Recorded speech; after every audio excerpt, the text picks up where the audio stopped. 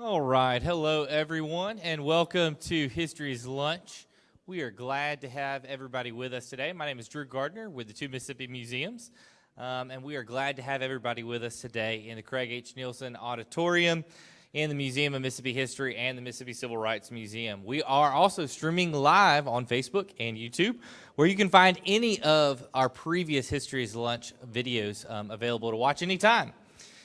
If you have not yet had an opportunity to visit our latest special exhibition, Hurricane Katrina, Mississippi Remembers, I encourage you to take some time and go visit it. I know some of you have got to get back to work after this, so it doesn't work out afterwards, but I will tell you that exhibition is free anytime that you come in. And so it's not just after History's Lunch. That exhibition is free. Just let the front desk know as you come in that you're here to see that exhibition again, Tuesday through Saturday, 9 to 5, and then Sunday, 11 to 5. We'd love for you to be able to go see that exhibition. It features Melody Golding, a photographer from Vicksburg, and her work really focusing on the resilience of Mississippians in and after the storm. And so highly recommend that. I also hope that you'll join us next week. We'll have the pleasure of Bill Crawford and Luther Munford, who will be here in conversation with Bill's newest book, A Republican's Lament. But today we have the honor and privilege of having Juanita Green Hollinghead, the author of Beyond the Green Widow, Consequences of the Piney Woods Creek Murders of 1921. Hollinghead has devoted the last 39 years of her life to uncovering the facts about the 1921 murder of her paternal grandfather. After her father's death in 1988, Hollinghead began an active personal investigation into this crime that shaped her entire family's history. In addition to her research, Hollinghead has worked in education for over 20 years, has served as a member of the Board of Aldermen in the town of Leakesville for 8 years, and directs the faith-based nonprofit Family Resource Center, Lighthouse Center. So please help me welcome Juanita Green Hollinghead.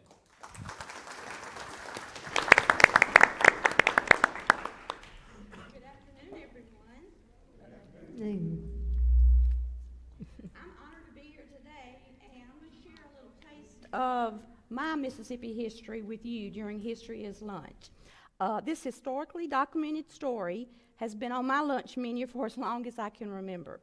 For many meals, I ate alone, but several times I had an occasional lunch date or two, so thank y'all for being my lunch date today.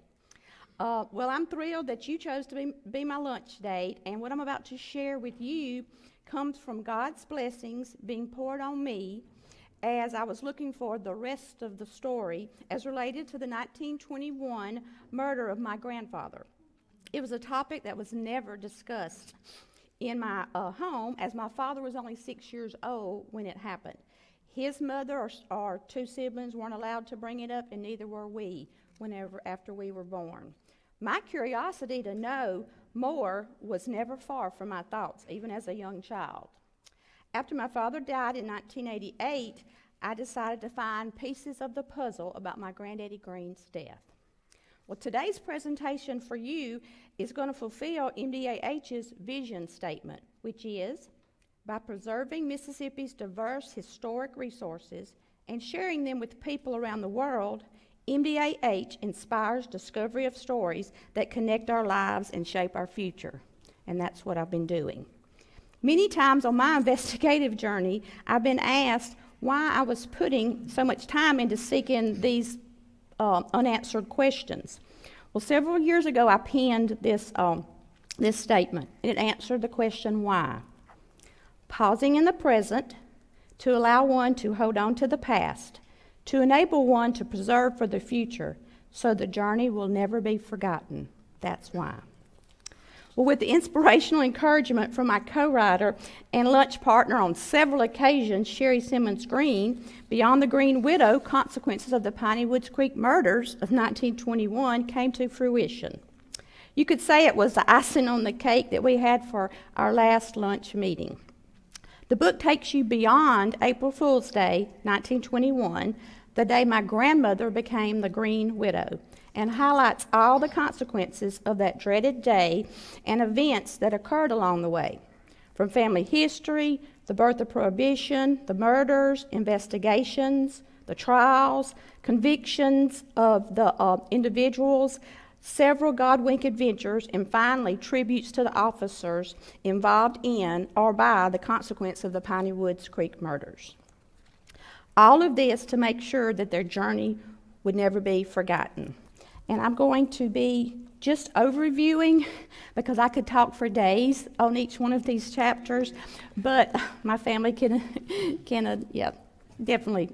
But Beyond the Green Widow is 28 short chapters. I was an elementary teacher, 4th grade, for years and taught Mississippi history. And every year I would talk about my grandfather's murder. I only had a couple of newspaper articles. Well, you'll find out later how many articles we did actually uncover together, Miss Sherry Green and myself. Well, chapter 1's obvious. It's Jake Green's family web.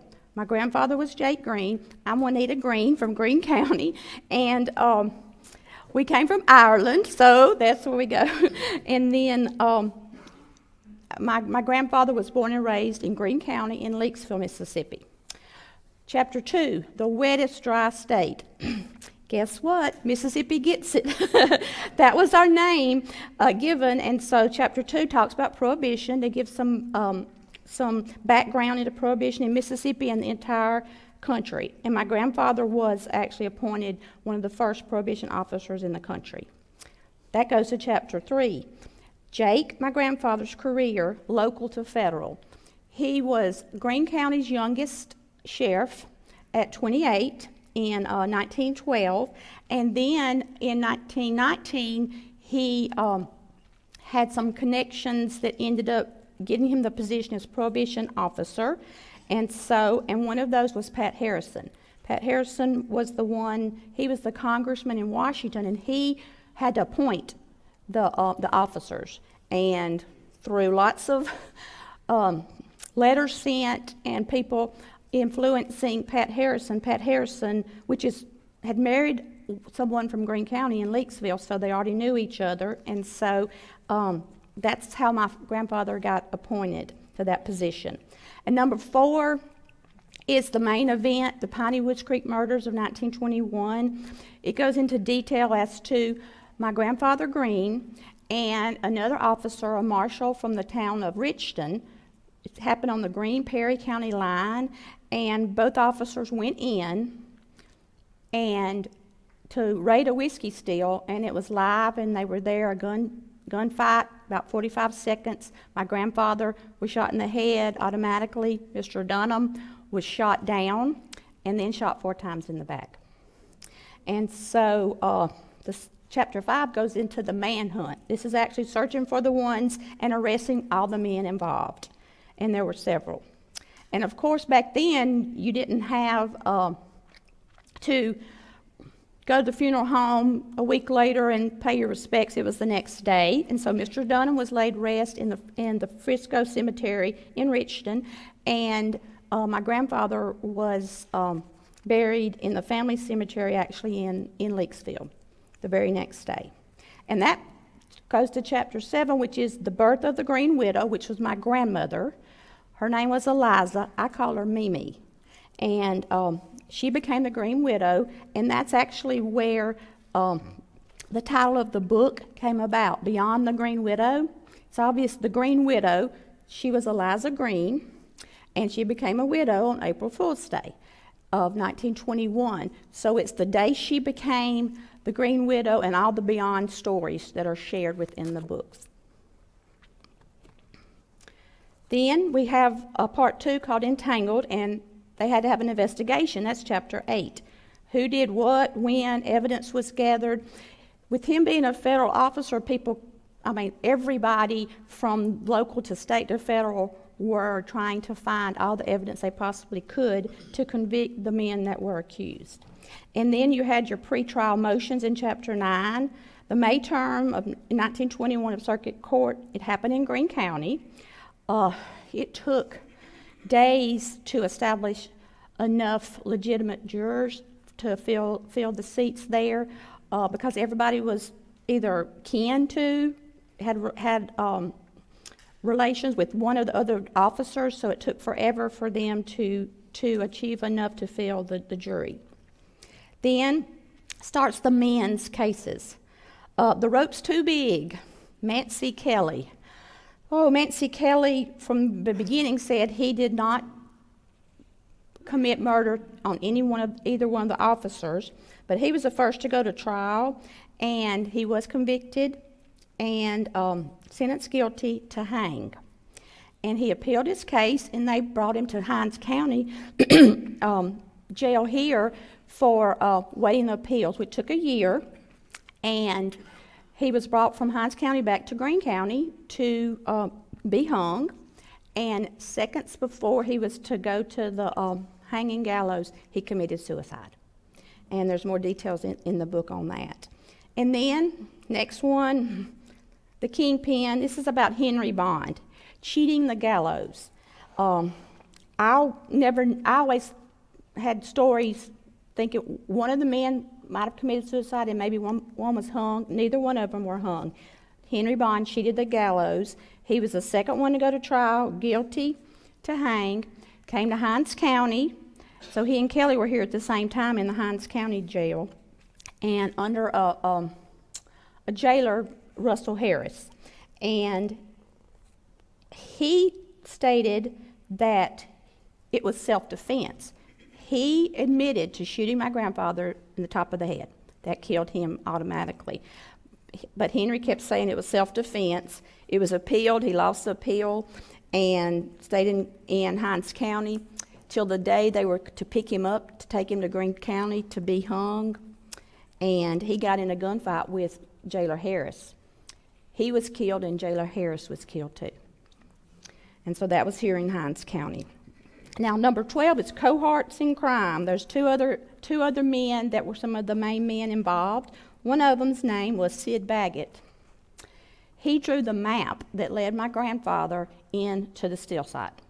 He was a bootlegger also, and it said that he was trying to set up the situation and gave my grandfather the map that was used to find the still site, and it was active, of course.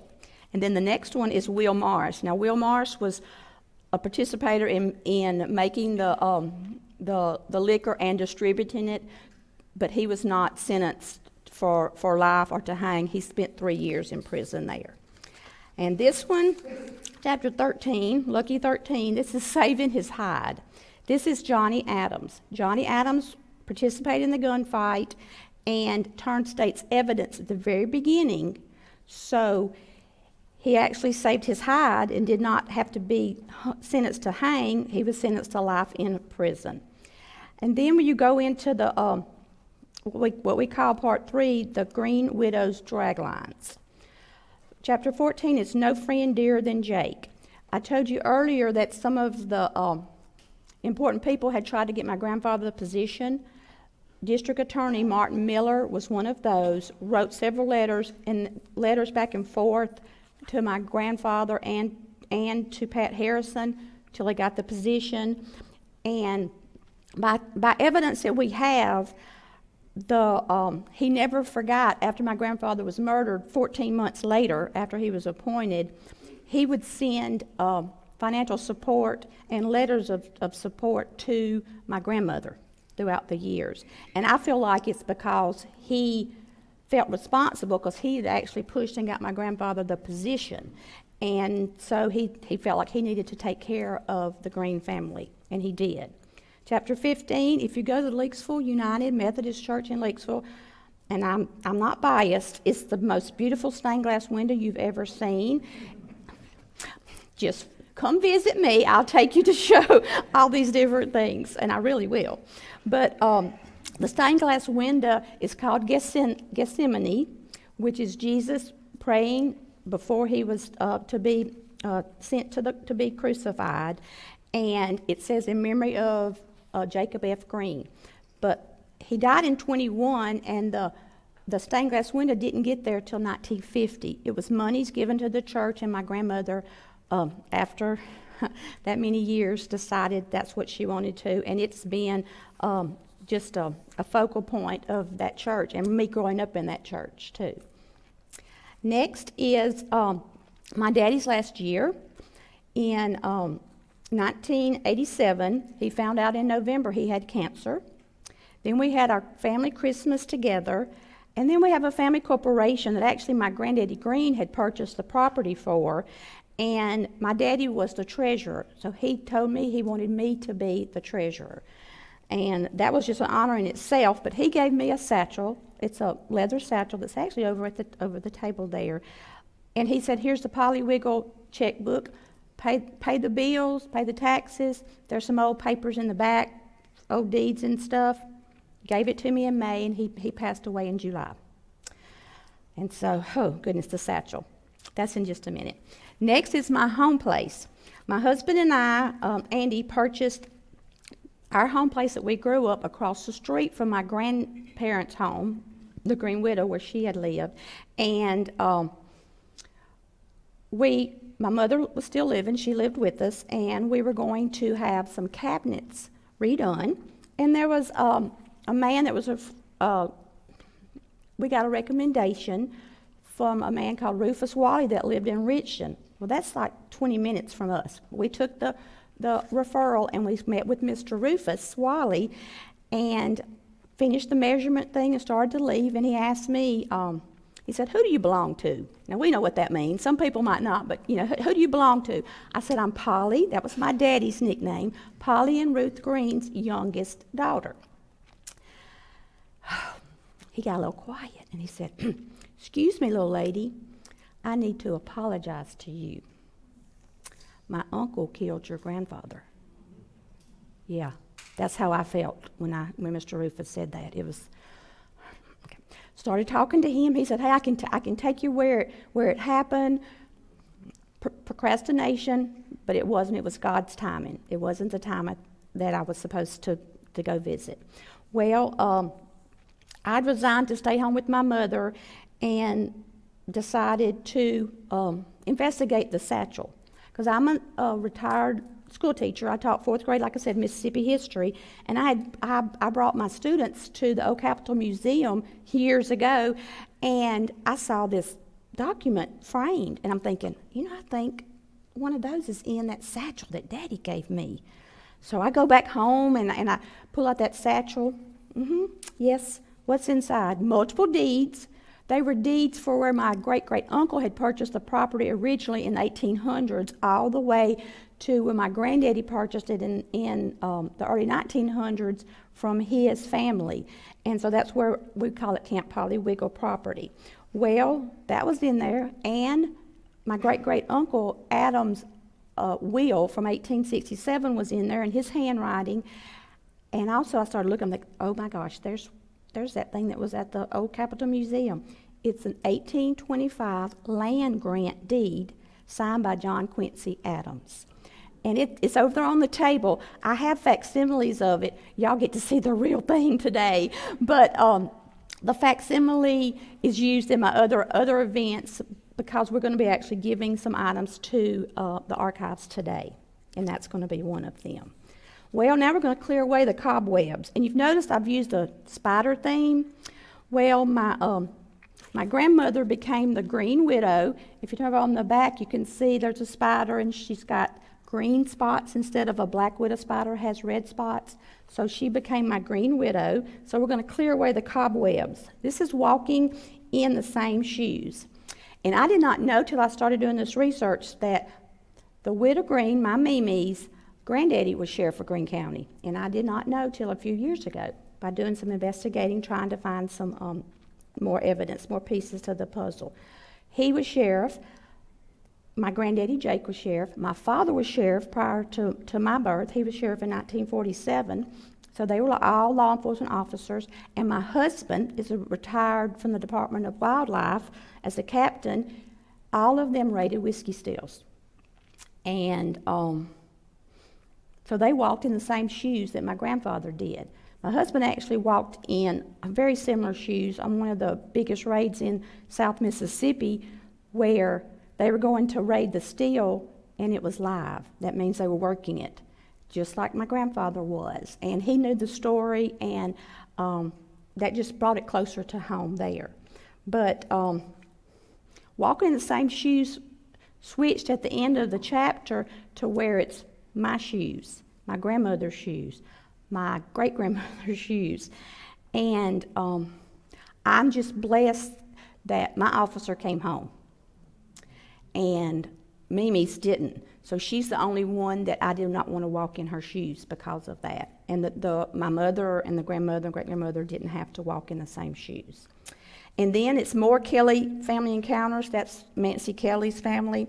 I reconnected with Mr. Rufus, was supposed to meet with him, and didn't get to. Mr. Rufus passed away. Became in contact with his wife years later, and his best friend gave me more stories. And Mr. David actually owned the property that the still was on, and he was going to take us. Well, he sold the property, ended up getting to visit the property, and that's in another chapter. But I even discovered Uncle Johnny. This is Johnny Adams. I'm at the Perry County Historical Society event to try to gain information that anybody knew from Perry County, because the men were from Perry County that were the convicted men. And met a lady that came to the event because her last name was Hollinghead. Well, I'm Hollinghead, but she was Hollingshead, so she came to the event just to see what a last name had the same last name. She ended up being Johnny Adams' niece, and she knew him when she was 12 years old, and she was 82 at the time of the meeting. And these chance meetings weren't by chance. I don't know what you believe in, but I believe in God, and He puts you in places that He wants you to be to show you things. And the whole book, that's what it's about, giving Him the credit. Well, then I wanted to find out more. So our courthouse burned, and then we had flooded basement where all the old records were kept. So I never go to look. Until 2015, our circuit clerk, Cecilia Bounds of Greene County, I told her about the cases, gave her the men's names, Bond, Kelly, Adams, and all. And she goes up to the museum. We have a museum on the 4th floor of the Greene County Courthouse. I had never been. And I'm Greene County full, Juanita Greene from Greene County all the way, but I had never been to the museum. She called me, or she texted me and said, I've got something you want to see. I go into her office, and she has 3 case files from the 1921 murders of my grandfather. Y'all, it was unbelievable. I mean, I'm here, I'm opening them up, taking pictures with my iPad, everything, and just, crying, and just unbelievable that all these answers, these puzzle pieces, it was like a gold mine. Well, then I started searching for Dunham clues because I was trying to get the men recognized on the Fallen Officers Memorial in Washington, the National Law Enforcement Officers Memorial, and I needed family members to connect with the wherever those men worked, which was Hinds County, Richton, and I thought it would be the ATF, because that's my grandfather was under the Department of Treasury that changed to the ATF, and so I'm trying to get Dunham, and then another officer was killed the year before in 1920 in Richton, so I was going to get Dunham, Milstead, and Hinds County Harris jailer that got killed by Bond when he was trying to escape. I wanted their names, so they became my Mississippi men. And we were able to actually visit the site in one of the chapters in 2016, and there's some pictures over there, and it's the property that it happened on.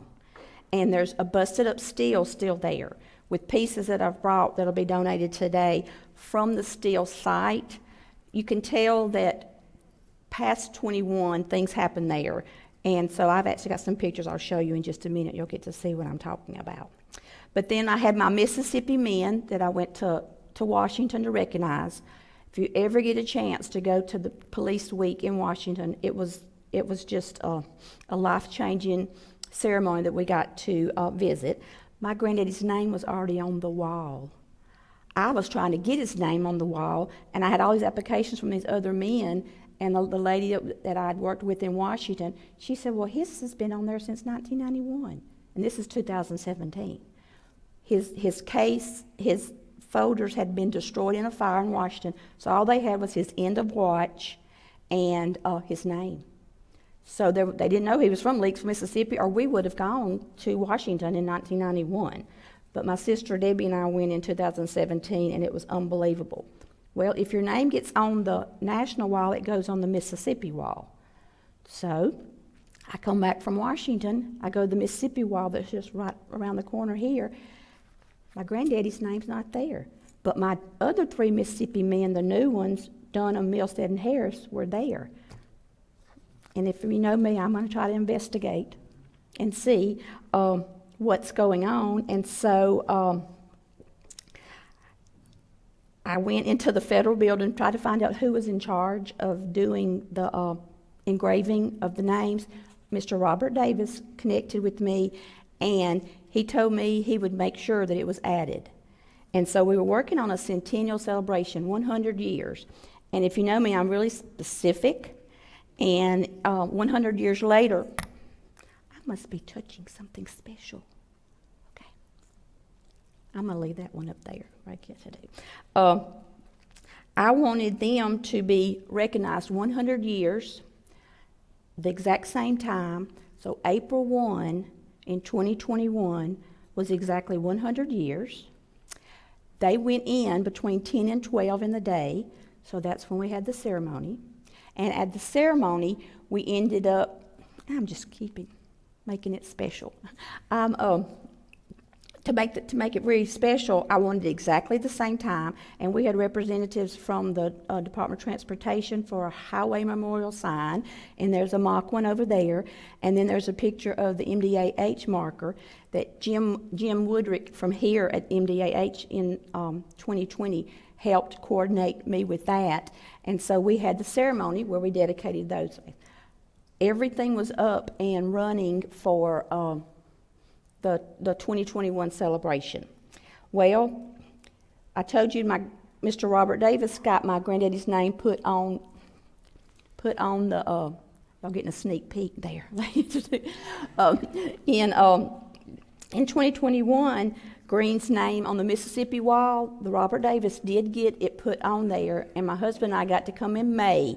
After the April 100-year centennial, my husband came in May, and we were able to see my grandfather's name on the Mississippi wall, and that's chapter 28, the end, my husband says, but there's more to come because I've even had some things to come to light since we finished the book, but that was the main thing that I want my grandfather never to be forgotten, and these other officers too, because they deserve that tribute. And now I'm going to share the rest of this presentation that y'all got a preview of. This was one we used for the centennial, but I tweaked it a little bit for today. Y'all been seeing all kind of stuff behind me. Okay, here we go. Steel Raid Murders of 1921. The Steel Raid Murders is the name of the sign, but the book is Piney Woods Creek Murders, two different, same thing. Here's my grandfather's gravestone in his picture. Here's my Mimi Eliza, the daughter Burnell. My father is, that's my father Jacob. They called him Polly, and that's his brother Wiggle. And this was right after, this is a few years after their deaths. Now, this is the gun that my grandfather was using the day he was killed. And if you notice, there's notches here.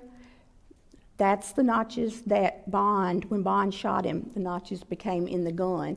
And we still have that gun. It's at a safe place. My cousin has it. The hat actually is over here on the table, and it will stay here at the archives after today.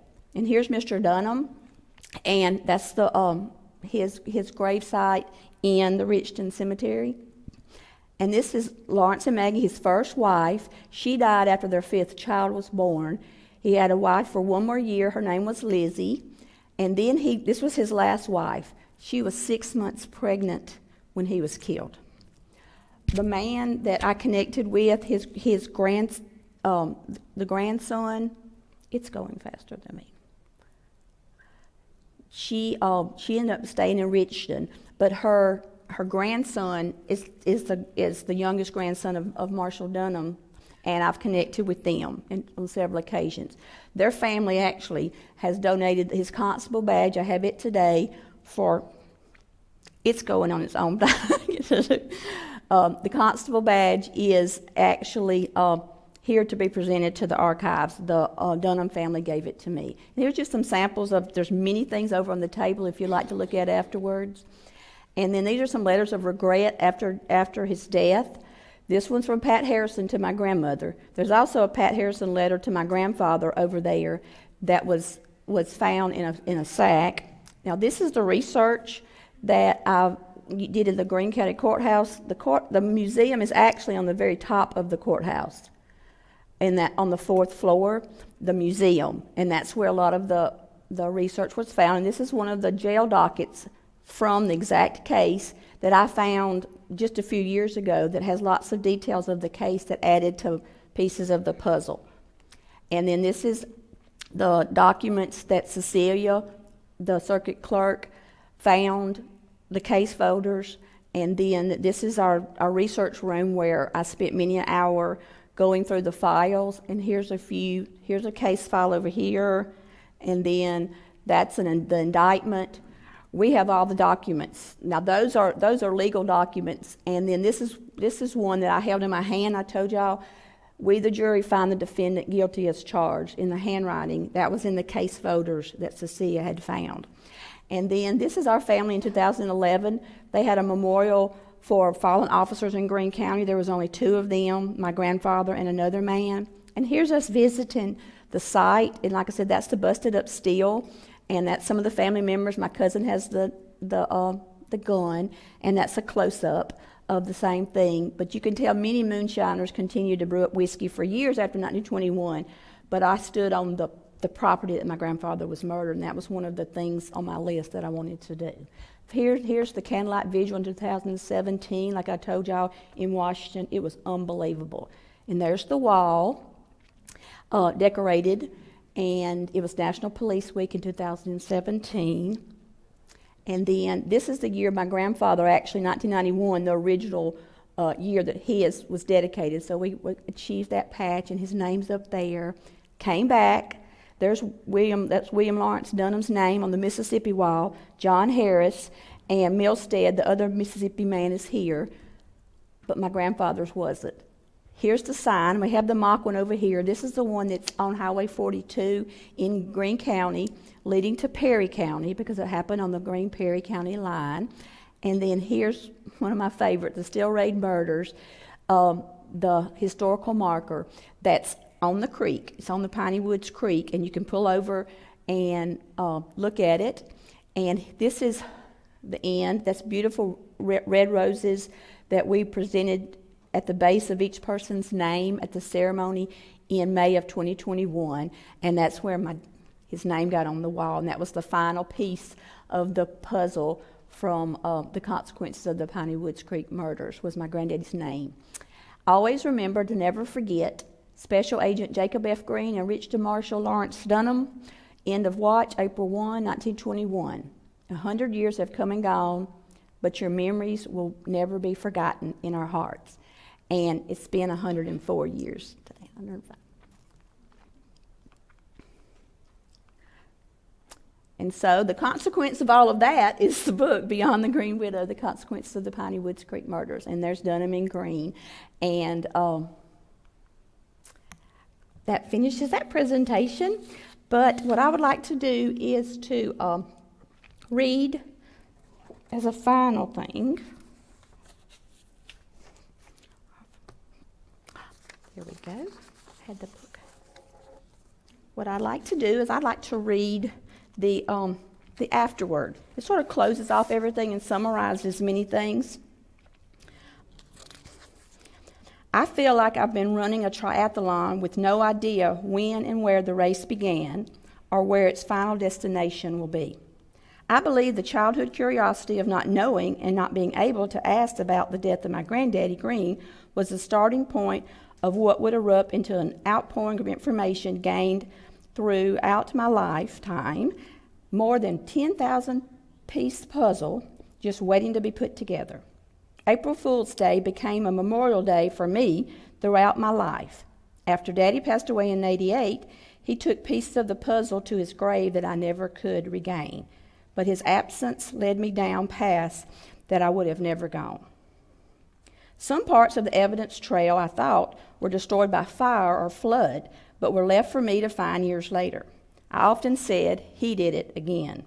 When God would allow me to be at the right place and time to uncover just one more piece of the puzzle, what transpired on this journey was no accident or just luck. It was a God-orchestrated journey that only He knew the final chapter.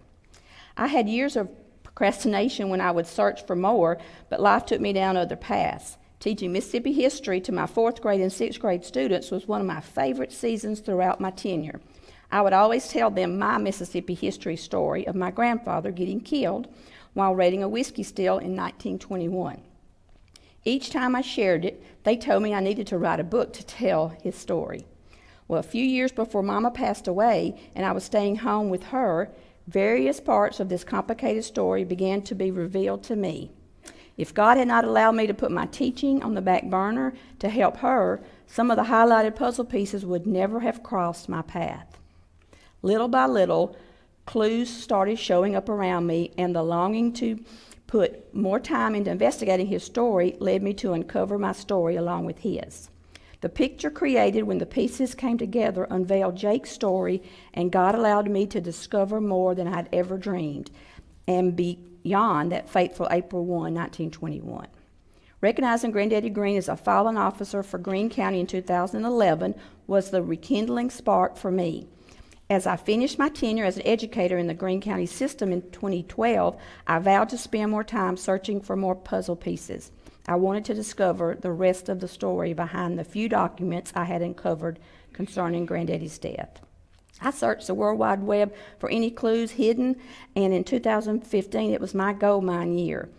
I became what was some might call addicted to researching anything.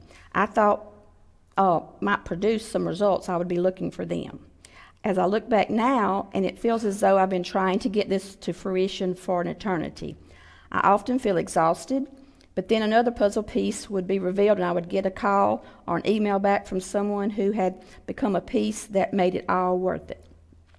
After starting with only a few documents to go on and now having thousands of papers to refer to as justifiable is sometimes overwhelming. Sometimes this feeling was hard to explain. But as I held pieces of the past in my hands that allowed me to return to the time and place they originated, it often brought me to tears and sometimes laughter. The best advice I would give my students while reading a book would be to put themselves into the character's place and be that person. Feel what they have felt and soak up each moment in the character's shadow. That's what I wanted to do with this book, to make you and take you alongside Granddaddy Green during the last days of his days on earth. You would then follow each character's steps in this deadly plot of selfish pride as you witness his death, investigation, and murder trials that follow like you were there. Next, I wanted to take you on my journey as I uncovered piece by piece the stories that transpired beyond April 1, 1921, and allow you to partner with me as I reveal the beyond accounts. It's now time for me to step out of the book and allow you to step in and understand the importance of not letting your family story stay hidden. To all my students who told me to write a book and asked me, have you written that book yet? I can now say, with God as my guide, I did it. Daddy always taught us to be proud of who we are and where we're from. He taught us to stand up and salute the American flag, show respect to elders, always try your best in whatever you attempt. Family comes first. Always go to church anytime the doors are open. Be proud to be an American. Your word is your best asset. And give 110% in all your work. God's guidance through this journey was no accident. The encounters I experienced through Him allowing me to be in certain places at certain times, to meet specific individuals and uncover bits and pieces of information that otherwise would have been forgotten by history. God showed up and showed out on my journey to discover the past so I can share with the present and leave for the future the true legacy of Jake Green, my Granddaddy Green. Find your story, your sack, or your satchel, because every family has one that otherwise might be lost if you don't grasp the moment and start your journey into the past so your future can carry on what could have been lost forever.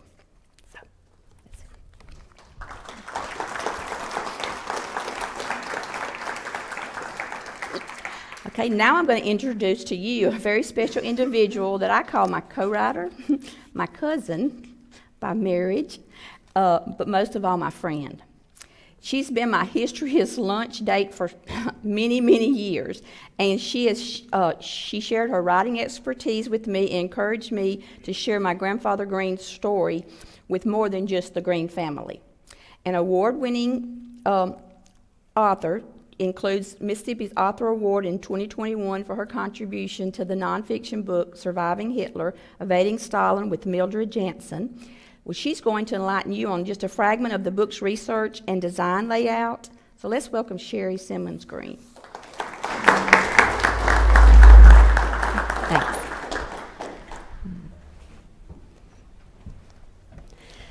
I'm excited to be here with you today to share this event with Juanita and her family, and it has been, as she said, years in the making. And it was my great privilege to come alongside her and serve as the co-writer of this book. As Juanita said, my husband Mark is Juanita's third cousin, and I'm a cousin by marriage to her, but more importantly, a dear friend. And as my husband and I were high school sweethearts, I've known this story personally since the mid-1970s. So this has not only been, just as a writer, very intriguing, but personally very satisfying to be able to help Juanita connect all these dots. Just sort of some timeline of the story development. 1974 is when my husband and I began dating, and so that was the first time that this story sort of came across my radar. And then again, as Juanita mentioned, 1988 to 2021 were the years. That was the year her father died that summer. And so she began this journey of putting all this information together. I've told her many times and others, she could be a police detective with any police department. She has earned her stripes. April 1st, 2016, as she mentioned, Mark and I joined other family members and got to visit the still site along the Piney Woods Creek. April 1st of 2021 was that 100th anniversary memorial celebration that we had in Leakesville.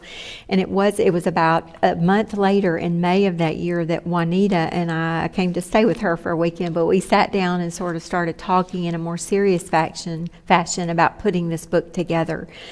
And then in March 22, by that time, I was also working on some other things. Between the years 2022 and 2023, I wrote 6 books in those 2 years. And so it was kind of having to juggle other projects. But the next year, in March of 22, Juanita came to our house and stayed for a few days, and we really sat down. What was wonderful about her is I've written books with other people, but most of the time I had to put all of that together myself. She brought me a completed manuscript, which was wonderful. And so we just tweaked some things or moved some things around. It was a whole lot easier process.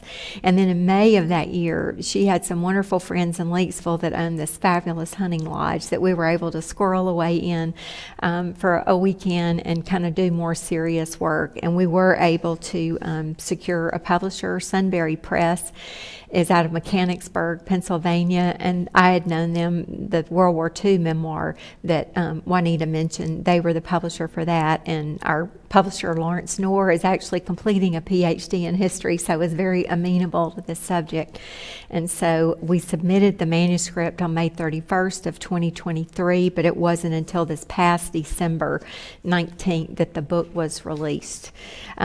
Just some challenges of trying to write a story like this. First of all, I had to, as a writer coming alongside her, I had to learn all I could about Prohibition. I'm a former history teacher. I spent 20 years in the classroom and 2 in the counseling office. I was going to have to go for counseling if I didn't get out of counseling. But, I was familiar with sort of the highlights of Prohibition, but I really didn't know the deep level of the story, so I had to learn that. I also had to assimilate and integrate a lot of historical research, and that was another boon of working with Juanita. She had all these notebooks of, most were photocopies, but some were original documents. Like you said, the jury verdict. That was so exciting to hold as a lover of history, but as a teacher of the same, to hold that in your hand and touch the face of history. Copies of newspaper articles I'll talk about in a minute. But I really wanted to be able to, for you as the reader. When you read this, it didn't want to sound like a textbook. We've all, I didn't want it to be dry or boring. I wanted it to be like you were reading this adventure story, which it really is. Juanita also brought to me a collection of over 300 newspaper articles from the day of the murder. I don't know. I have a dear friend who's thanked in the acknowledgments. He's a former newspaper reporter and gave me some excellent education on newspapers of that era. But how they were able to, get that out at the press the day of the murder, but they did. But that was wonderful to have those actual archives, those primary documents to go back to actually put words in people's mouths. A lot of those words we lifted right out of some of those newspaper accounts, but also to fashion realistic scene settings for the 20s. There are also 83 original photographs and documents that accompany the book, as you see, flip through its pages, and that, I think, just gives a richer depth, and it also allows readers a glimpse into everyday life in South Mississippi in the early 1920s. We also wanted to write the book in a very conversational manner. Both Juanita and I wanted you to feel, the reader, like you were sitting down for a cup of coffee with her across the table, and you could just hear her in your mind's ear telling you the story. Also, as a former criminal history teacher, during the years I taught, my undergrad degrees in marketing, and then I went through the door of alternate route certification to get into the classroom. But in the early 2000s, I just felt like I needed more oomph for the classroom, so I went back and completed a Master of Social Science, but half of that degree is in criminal justice. As I told my students when I taught at Hines Community College, I'm a law and order junkie. I love crime. It's very fascinating. I have absolutely no work experience in the field. So I found a lot of great local law enforcement individuals that came alongside me, and they were built into the curriculum. But I basically really helped her pull together part 2 about the trials, because that was very fascinating. The legacy of this story, Juanita, I'm just so proud of you for not giving up on your dream of seeing this book in print. Somebody with lesser fortitude or just maybe getting discouraged would have just said, chunk it, and I'm not going to put it in a box and leave it, but you didn't. And this story is a testament to your tenacity and your persevering spirit. It's also an encouragement to other families living under the weight of similar episodes, and there may be somebody in this room that's like that, or in the listening audience. Despite Eliza Green's inability to cope with the death of her husband in a positive manner and the repercussions of that emotional darkness on generations of her family, Jake's legacy is one of love and hope and resilience. And thank you again for allowing us to share with you this story from Mississippi's history.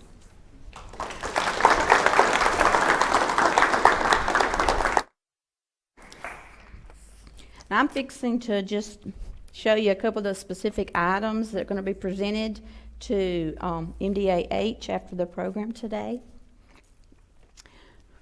This is the hat that my granddaddy Green was wearing, and it's obvious if the top of his head was shot off, the hat had to have fallen off prior to him being shot. But this is something that my side of the family, the Polly Green family, ended up having, was the hat, and my grandmother had it hung in her house, and as a remembrance of Jake. And so that's going to the archives there. And then this is something that's been acquired from Perry County, which is the county right next to where it happened. And so it's obvious what that is. There's a jug. Yes, it's nice and clean now, but I'm sure it was. And then we have this came from the steel site. There was a picture on the screen of us at the steel site. The Nicholson man that owns the property told us we could take what we wanted. That doesn't happen. And so this is one of the pieces actually of a broken jug, and it will stay here today.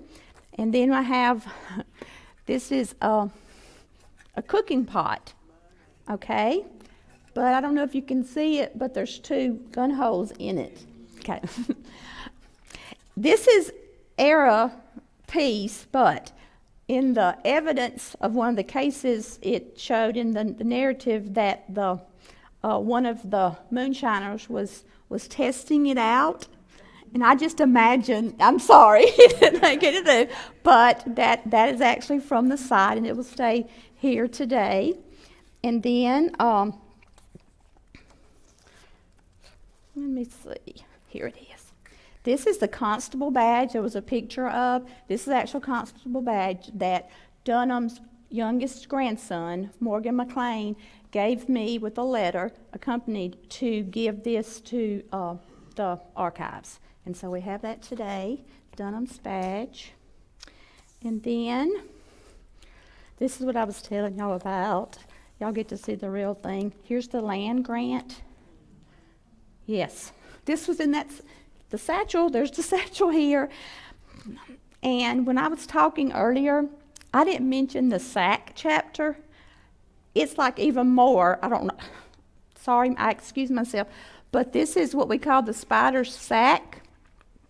And my sister, my daddy was burning all my grandmother Green's items. Short story, but he was burning them and she was helping him clean out a bedroom. He was going in the backyard burning all of memories of my grandmother. She's still living, but she's at a nursing home, but she's never going to come back home again. So he's burning everything so my sister can use more of the house that she was living in, my grandmother's house. And she knew, nobody talked about it except my sister Lisa. My sister Lisa asked my grandmother about Granddaddy Green. And she told her and showed her a bunch of these documents that you see over here that were in a box from there's all these letters from Pat Harrison. There's even the last postcard that he wrote to her, letters back and forth, but they wrote those, and she had put them in a box. Well, she told Lisa where they were. Lisa went and hid it. And I did not know for 30 years that she had all those papers. And that was what I call the spider sack. So these are letters and just all kind of mementos from my grandmother. Even there's here's a picture of his grave, of his gravesite, and the actual cards from the flowers with the pins still in them and the ribbons were in the spider sack. But this was in the satchel, and here's the satchel here, and this is going to be left today. I do have facsimiles for the other, but 1825. That's 200 years from now. Yes, land grant. This was part of the documents that my great-great-uncle had when he purchased the property that became the family property. So that's what that ties back into. And then the last thing is I have a whole binder that Laura's getting, that this binder is all the originals of all these things that aren't original. So the archives, our family we voted together. So this is all letters, unbelievable, the originals that are copies here of prior to my grandfather. This is a letter from Pat Harrison telling my grandfather to thank Martin Miller for helping him get the position. There's the last postcard. There's the original telegrams of sympathy to my grandmother. It goes on, and they'll get to decide what they want to keep. Newspaper clippings, originals, and photographs are going to the archives. And I just want to thank everybody for coming today to My History is Lunch, and it's been another blessing that I can put in my list of blessings from the book. And thank y'all.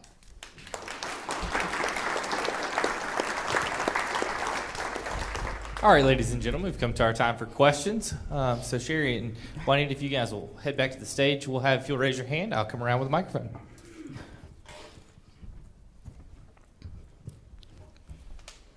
Why do you think your family was so reluctant to discuss this story?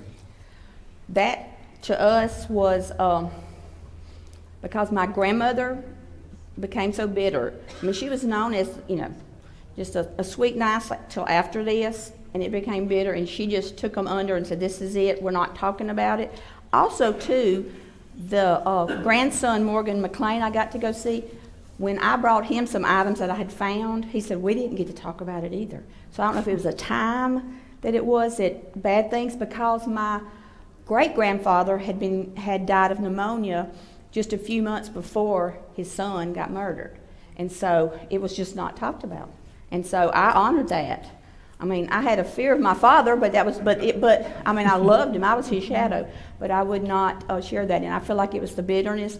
And so my daddy took a lot of his mother's persona on. I mean, that was it. But I never did. But my sister Lisa did, and I'm so glad she did. We would not have a lot of the stuff that I have today. And that's what I encourage so many people to. Everybody's got a sack or satchel at their house, or sitting beside them at the table or whatever, to record those things. Even though you may not like them or they may be uncomfortable to talk about, they're still your history. You can't change it, but you can change your future from what you learn today.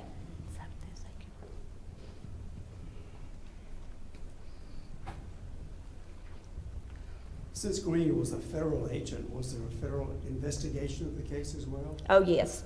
They were definitely, yeah, and there's actually letters and things of sympathy from the different, the other federal prohibition officers in the group, and it, like I said, because he was federal, then more attention was brought to it automatically. Martin Miller the district attorney ended up being one of the lawyers that tried the cases, and because it being federal, they were making sure that the men were punished that were responsible. Hi, I appreciate all the work you had to do to pull this together, but I was looking forward to hearing about the story that led up to the murders. Yes, and two, my granddaddy was prohibition officer for 14 months before this happened.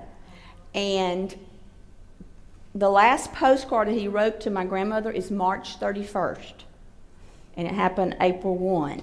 And it says, I'm going to Richton and I should be home by Saturday. If not, I'll be home Friday night. And he did come home Friday night, but he had passed away and they brought him back home. And so my grandfather, there's documents and things, and then the book does talk about what happened prior to him being murdered. So it is in the book as far as more details to it. Thank you. Very informative presentation. Thank you. And I understand that you plan to give some of the material to the museum here. Mm-hmm. Do you plan to give any to any other institutions like Mississippi Valley or Ole Miss or Jackson State? What we have is the base set, and because I had worked with the museum on the Steel Raid murders, and we have a Greene County Museum, and I have facsimiles. You would think they're the originals that will stay in the Greene County Museum, where I'm from, and the originals are going to the archives because our family felt like that might be the best place for them to be preserved, and that's why we chose that. But as far as sharing facsimiles of the story, that's definitely could go to any institution, anything. Or individuals. I have family members of like the Dunham family and even the Kelly family, the other family members that I have their history stuff that they didn't even know about, and I have that to share. So since the book's out, then I'm able to share whatever I can to carry on the historical part of it. So. I'd like to congratulate you on a wonderful presentation. Well, thank you. But my question is, the county is named Green. Is that one of your relatives? Okay. I'm Juanita Green without an E from Greene County with an E. But that's what I used to do 4-H, and I'd say, I'm Juanita Green from Greene County. And I'd do my little speech and stuff like that. But no, it's named after Nathaniel Green, Revolutionary War hero, that many counties all over the country are named after him. My mother thought he was from McLean, Mississippi, but I'm sorry. I'm not joking. And she's passed away, so I don't have to tell her, bust her bubble, but he was not from McLean, Mississippi. I found that, I proved that as part of the research. So. Well, ladies and gentlemen, thank you so much. Let's give a round of applause to Juanita. We hope you guys will come back and join us next week for Bill Crawford and Luther Mumford for their discussion on Republicans' Lament. If you would love to get a copy, let me step over here, a copy of Juanita's book, Beyond the Green Widow, I encourage you guys to make your way over to the table over here and get a copy signed. We hope to see you next week. Thank you. I'm going to take a chair over here.